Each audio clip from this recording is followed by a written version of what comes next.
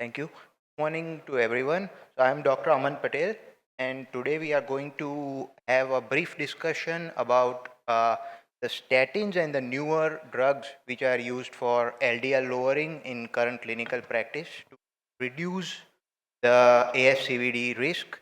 We'll also have a brief discussion about management of hypertriglyceridemia and the latest clinical trials.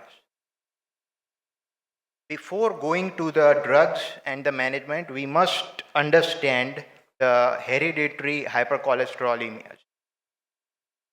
So, when we talk about familial hyperlipidemia, which is associated with high LDL, you either have homozygous FH or heterozygous FH.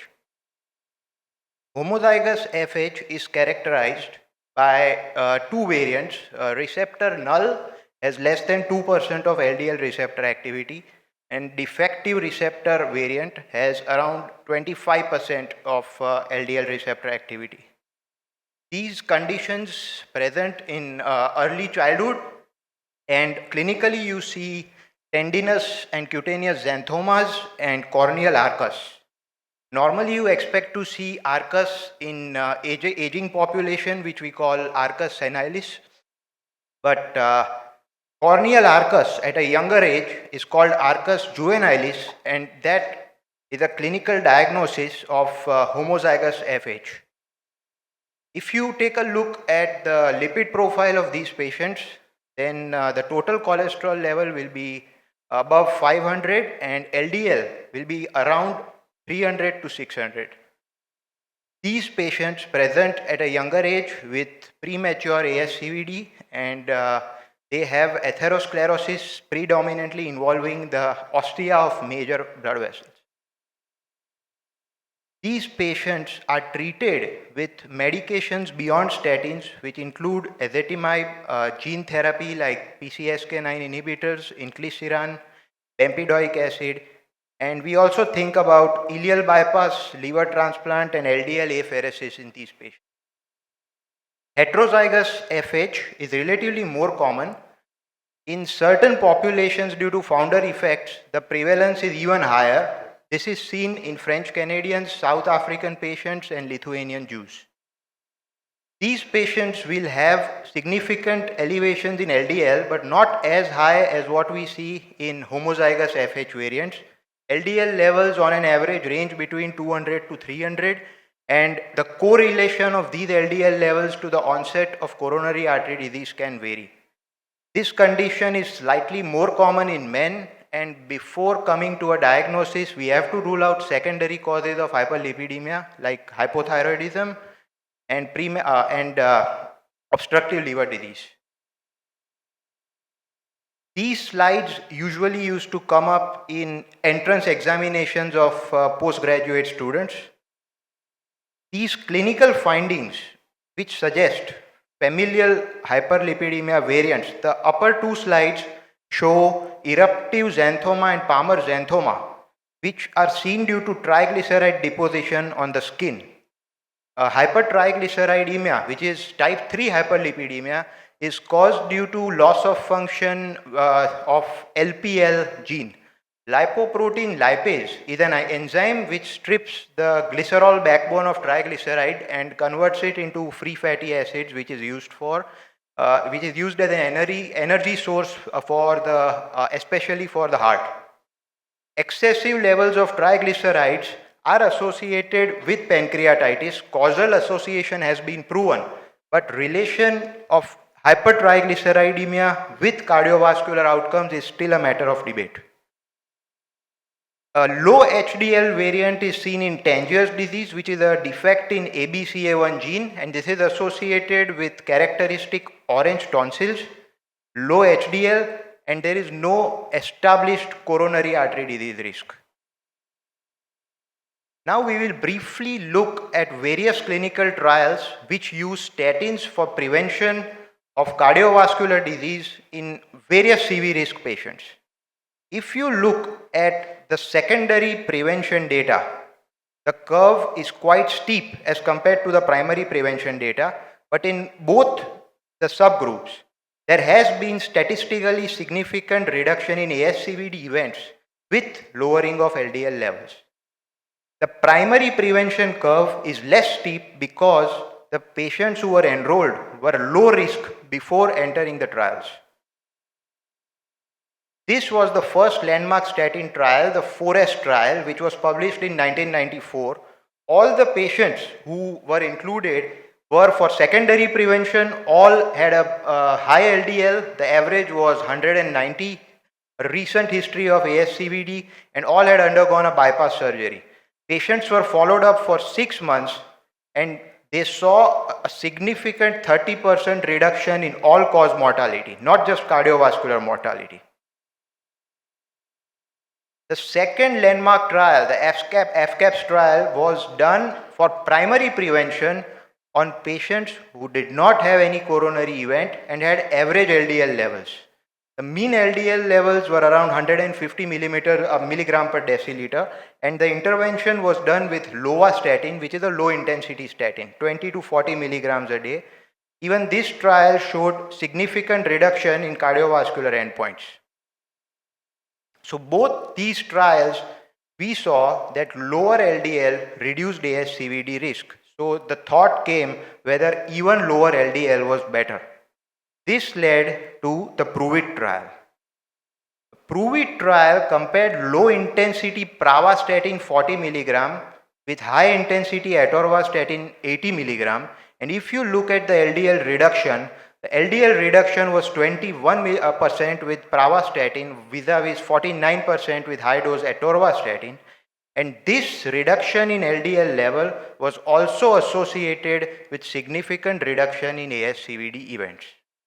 If you compare the two, there was around 2.2% relative risk reduction with higher intensity statin. But if you look at the lower end of the chart, we still have a residual risk which we have to work upon. Moreover, if you look at 80 milligram dose of atorvastatin, there are many patients who won't be able to tolerate this dose due to the various statin related side effects. If we think of statin related adverse events beyond muscle symptoms, these are some things which patients have been started to ask, which patients have started asking in the last few years.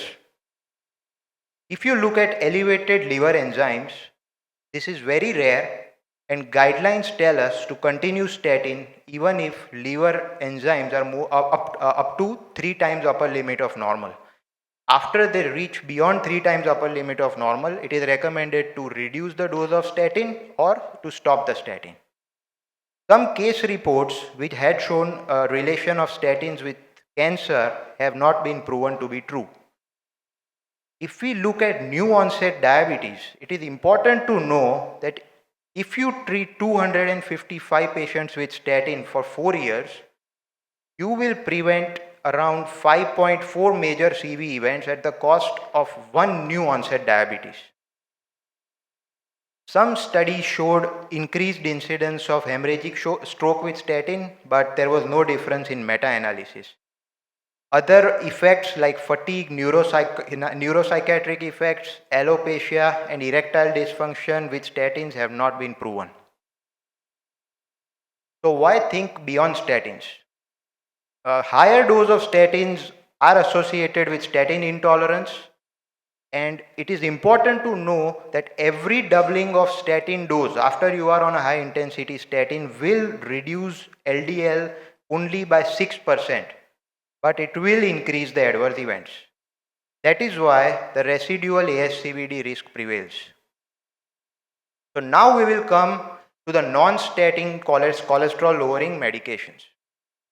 The first medication that was approved after statin was ezetimibe. If you look at the cholesterol pathway, there is one NPC1L1 transport protein in the gut which is associated with the enterohepatic circulation and reabsorption of chylomicrons from the gut.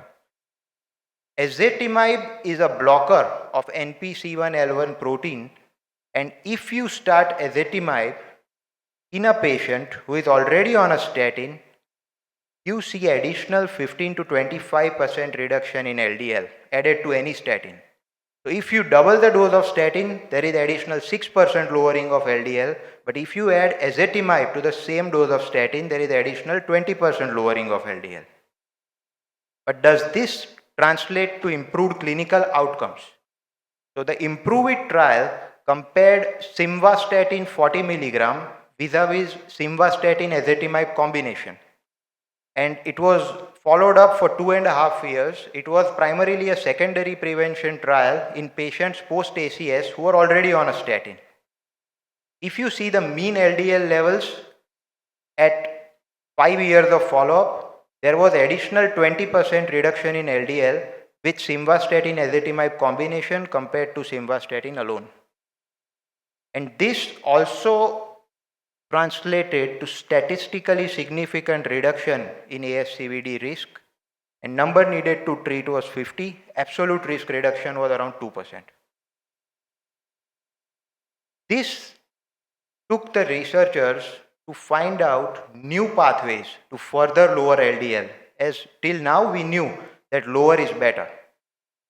So in 2006, researchers in Dow Heart study found a group of individuals who had significantly lower LDL compared to the normal population. If you see the left upper graph, patients with intact PCSK9, that is the general population of US, had an average LDL of around 140 to 150. And patients who had mutation of PCSK9, which was a loss of function PCSK9 mutation, had LDL levels much below the 50th percentile of the of the total population. So researchers went ahead to observe them and to see whether they had any problems with the muscles, the reproductive health, dementia, etc. But all these factors were similar when compared to the normal population, but the risk of coronary heart disease in patients with loss of function PCSK9 mutation was 90% lower. So when LDL is lower for a prolonged period of time, there is significant reduction in coronary artery disease events. If you look at the gain of function mutation of PCSK9 protease gene, it is a very rare form of familial hyperlipidemia which is associated with high LDL levels and high ASCVD risk. That is how the researchers thought of acting on the PCSK9 protein. This was done using monoclonal antibodies and small interfering RNA. If you look at the mechanism of PCSK9, PCSK9 is secreted from the liver. The liver cell releases the PCSK9 on the surface. The PCSK9 protein engulfs the LDL receptor and degrades the LDL receptor, and that is how PCSK9 increases serum LDL levels by reducing the metabolism of LDL. So PCSK9 inhibitors, which were the monoclonal antibodies, they were tested in patients for secondary prevention. All the patients had ASCVD and were already on a statin therapy. They were followed up for a median of 2.8 years in Odyssey outcomes trial and 2.2 years in the Fourier trial. Both the treated groups had additional 50% reduction in LDL compared to statin alone. And this translated to statistically significant 15% relative risk reduction in cardiovascular endpoint.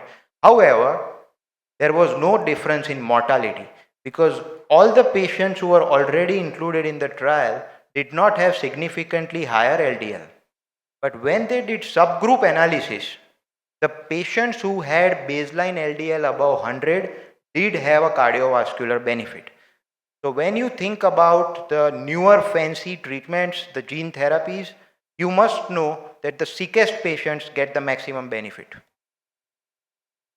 After PCSK9 inhibitor, the problem with the monoclonal antibodies was the cost and the repeated dosing, because they had to be given twice a month to most of the patients, and this led to reduced adherence.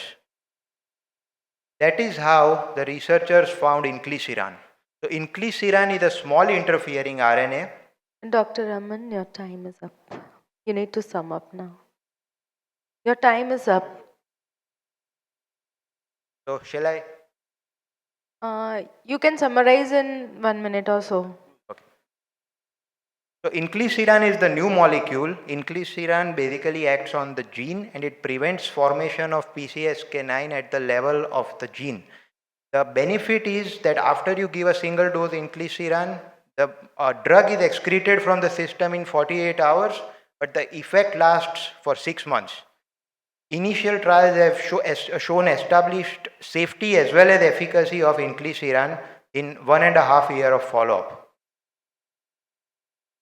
Today, if you see the indications of inclisiran, it is given to patients with familial hypercholesterolemia and for patients with very high clinical ASCVD risk who fail to achieve target LDL levels on maximum tolerated dose of statin and ezetimibe.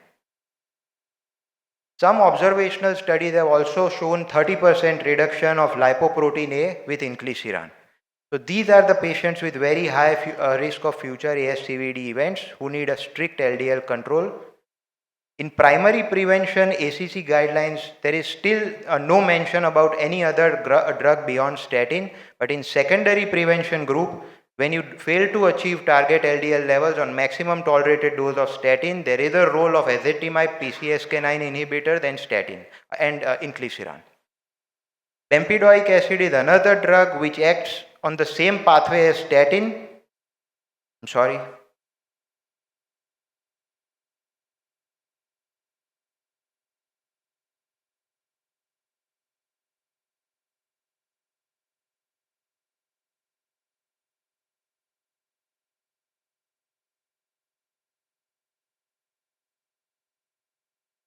Dr. Aman, you may conclude. Okay.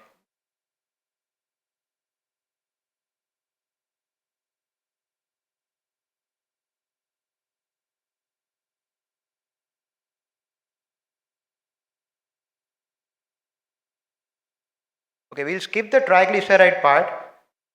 Just a brief look on the omega-3 fatty acids, reduce it trial and strength trial. It is something new.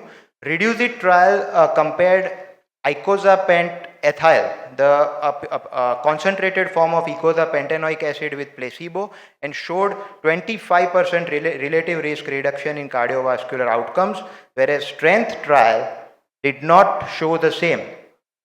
The problem in this trial design was that the placebo arm in the reduce it trial used mineral oil, and in strength trial the placebo arm used corn oil. So there is a feeling that the placebo arm was harmed in the reduce it trial. We finally come to the take home points. Statins are still the cornerstone of lipid management.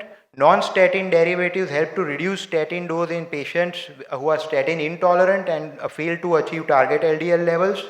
PCSK9 inhibitors and inclisiran should be considered for secondary prevention in patients with very high ASCVD risk who fail to reach LDL goals despite maximum tolerated statins.